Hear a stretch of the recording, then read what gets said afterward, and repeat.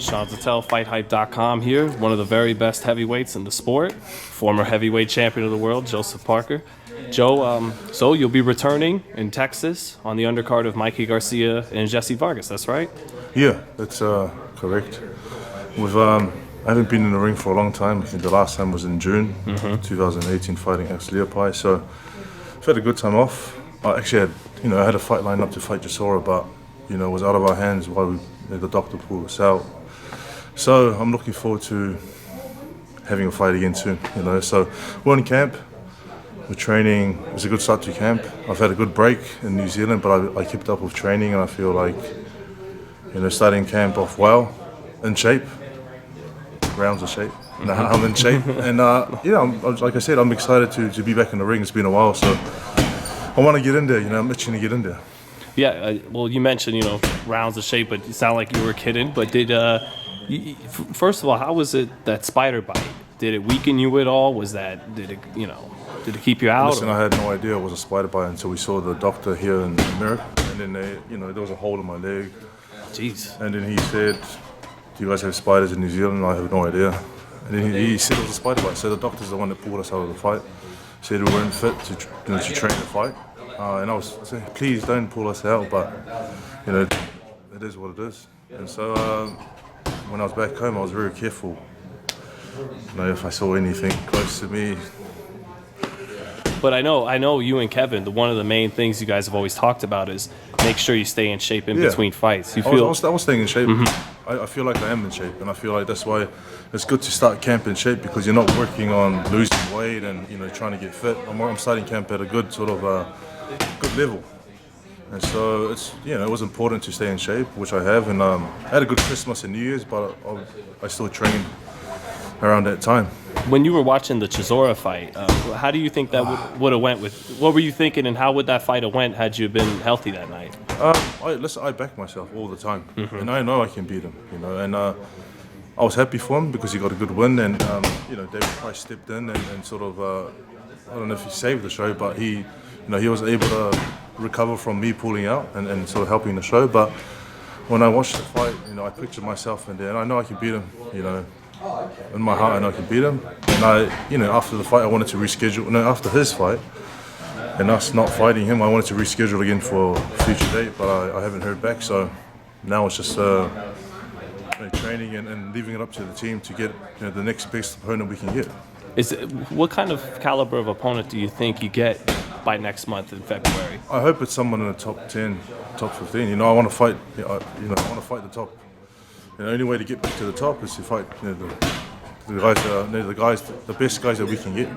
Well, one guy talking with your trainer Kevin Barry, he said it looks like it's a solid possibility that Joshua won't go ahead and defend the WBO title. He would vacate it, and that would leave you and the number one contender Usyk to fight Alexander Usyk. I think it's a great option. Listen, I've been pretty vocal that I'll fight anyone, and if it did come down to that, I'll fight him. It's a fight that I'll be happy with. I respect his skill level, very good, and I respect what he's done in the ring. But if the fight opportunity came to fight Usyk, I'd love to take that. Well, he's right now he's regarded so highly, top 5 or 6 pound for pound guys. He was the undisputed. Listen, he's done fantastic. Right. He's unified the division in the cruiserweight. So to get the opportunity to fight someone like that, and for the WBO, I'll take it with both hands. Do you think though it's also a great opportunity in that this is a guy the public would really think he would beat you? The public, of course, because of the skill that he has and what he's achieved in boxing so far. But I know I can beat him. I know I can beat anyone if my mind's right and train hard and do the right things to prepare for a fight. Well, the thing is, people may assess it that Usyk's better, but Joe's a natural heavyweight. But do you think that you could equal his hand speed, equal the boxing ability, not just be close? Oh, listen, if I work on it, I can definitely get there or equal it. It's just about putting in the work and working on those things that you need to work on. But listen, like I said before, I'm not scared of any fighter. I'll fight anyone. And Usyk, like Lomachenko, He likes to measure you, kind of Oh, throw yeah. softer punches out and then Softer, the hard one. and then measure you, nice footwork, good movement. It's really a good style to watch. But I love to be watching that in the ring, and the opposite him. Would you nail him? You think?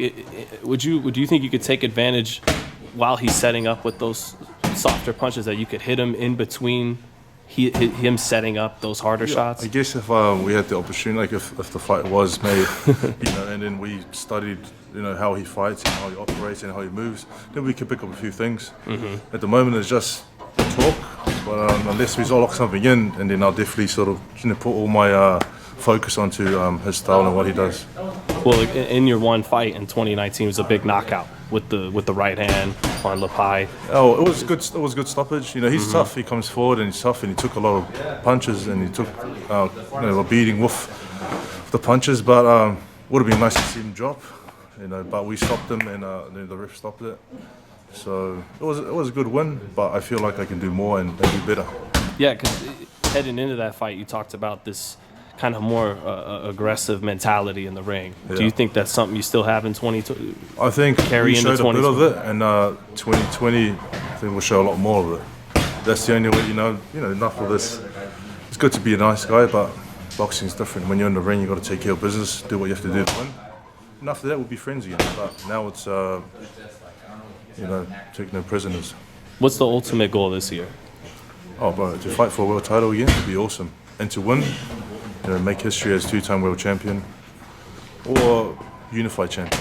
It'd be great just to get back to the top and be a contender, and then obviously challenge for it and win. Hopefully this year, and if it doesn't come this year, it'll be next year. If it doesn't come then, we'll keep pushing it out, but that's the goal. So sitting out, you don't feel it killed the momentum at all?